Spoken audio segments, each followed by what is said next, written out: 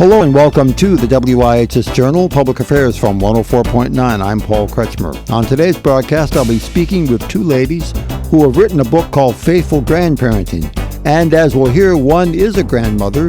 The other has not yet assumed that role, as you'll hear in our interview today.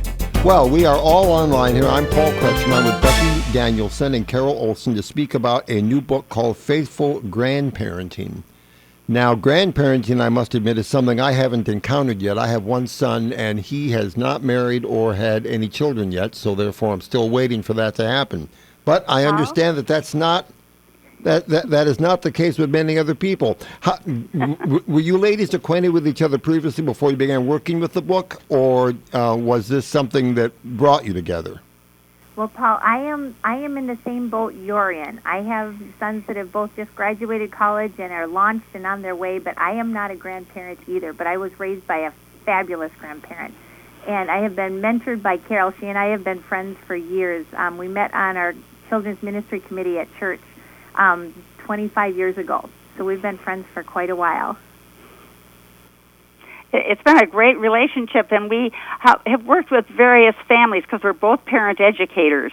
And, in fact, both of us have written other books. And we really saw that there was a need in the families to try and support the family unit. And that's very difficult now, and yet now we have these wonderful grandparents that are more active. They have more energy. They aren't the grandparents of years ago when they weren't able to do some of the things that they can now. But they're always looking for something and ideas to help them to get a good relationship with their grandchildren or help them to encourage the grandchildren to find their faith. So that's kind of how we got started on this. Yeah. How did the conversation strike up when you decided to work on this together then, since you'd known each other for such a long time, and yet this was, from the looks of it, something a little bit new?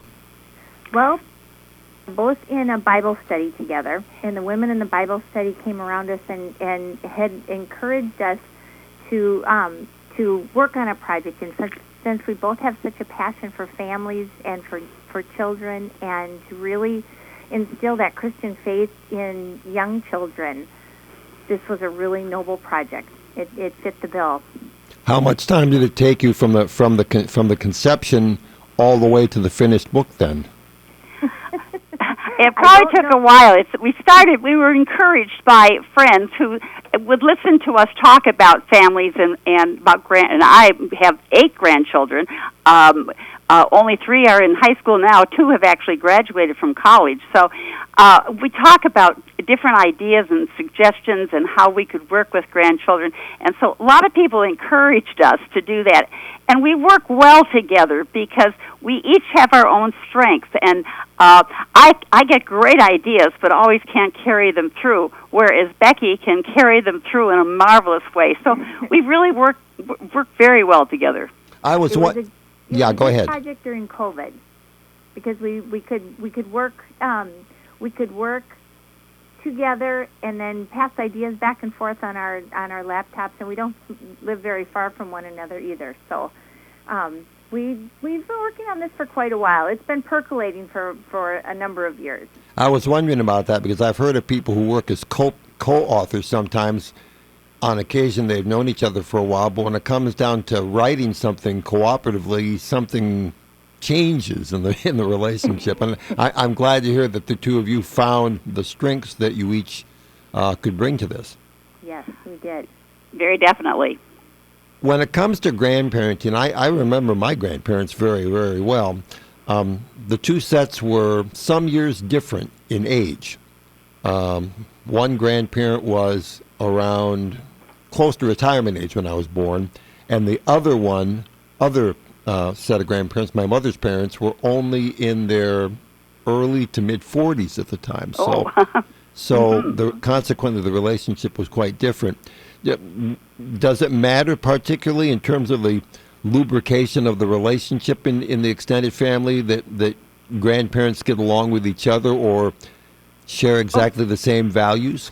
Well, what we did in the book, we have a couple different options to it, but one is my job as a grandparent. I talked to a lot of my friends, and then I would even see people at the doctor's office, and I'd sit next to them and say, "Oh, you a grandparent?" And say, "Well, you have any ideas or suggestions of things that worked, things that helped you to build this wonderful relationship, or were there real challenges that you had to face?" So what we did was we collected many of these different ideas and put them in the book as practical suggestions or ideas, and then there's a little box that's right next to it. So as you read through the book, you can check off the ones that you think, now this is something that would really work in my family. This would work with my grandchildren. This is something I'd like to try. Because not all of the ideas will work for everyone, because every family is different. Every way that they work together are very different. So I think we kind of covered that, and then also there are many parts about just the general idea of parenting and grandparenting, and moving from being a parent to a grandparent, which is where as a parent, you have a lot more control of everything, and as a grandparent, you're more of a cheerleader. So we kind of walk through the different stages of grandparenting. So it's a great book for, no matter what type of a grandparent situation you're in, even those who have difficulties. We have things in there about how to how to meet some of the challenges. I was wondering about that because there on occasion people say, "Oh, grandparents, they can have as much fun as they'd like to have with their grandchildren because they can hand the children back to the parents, and then they are the ones that have to deal with it." I also hear that question raised in the advice columns in the newspapers from time to time, where in-laws perhaps function okay on most things, but when it comes to the children, their attitudes are quite different. Could you tell me what you found out in terms of your own experience then? Becky, do you want to... Because you've worked a lot with families and families with different situations. Well, what happens at Grandma and Grandpa stays at Grandma and Grandpa's is not a good idea. We don't suggest that. So we have a whole section on discipline and working with the parents of the child and respecting the parents of the child and that family unit, being part of it. And wanting to stay part of it and building those relationships not only with our own children. I one day want to be, very close to my boys as I am now and their wives at some point, and be a part of the discipline unit as well as the fun bunch. I think Grandma and Grandpa get to have a little bit more of a fun time, not wind them up and send them home all hyper and such, but do different things. They have the time, they have the perhaps financial means. They have the open calendar so that they can spend more time with the kids. But I think we really, really push the respect on respecting the family and pulling that family together and being part of that family unit, because they get the chance to be the parent too.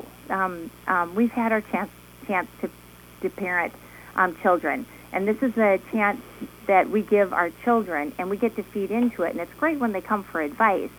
But we also talk about, being overbearing with advice and also not providing unsolicited advice. I think one thing that we have found is that a grandparent, much like a parent, but especially a grandparent, can be very divisive in a family. Or they can be a very unifying part of a family. And, of course, we want our families to succeed. We want them to go forth, and we want the children and them to find their faith. And so we really try to encourage people to be the uniting person rather than the dividing person. That concludes part one of my conversation with the two ladies who authored the book Faithful Grandparenting. We've been speaking with Becky Danielson and Carol Olson. They'll be back again tomorrow. For further information on what they had to say today, call us at 860-346-1049. That's 860-346-1049. Once again, Becky Danielson and Carol Olson will be my guests again tomorrow. And for further or other episodes of the WIHS Journal, check out our YouTube channel at WIHS 1049. The opinions expressed are those of the participants, not necessarily those of the staff or management of the station. I'm Paul Kretschmer on the WIHS Journal, Public Affairs from 104.9 WIHS.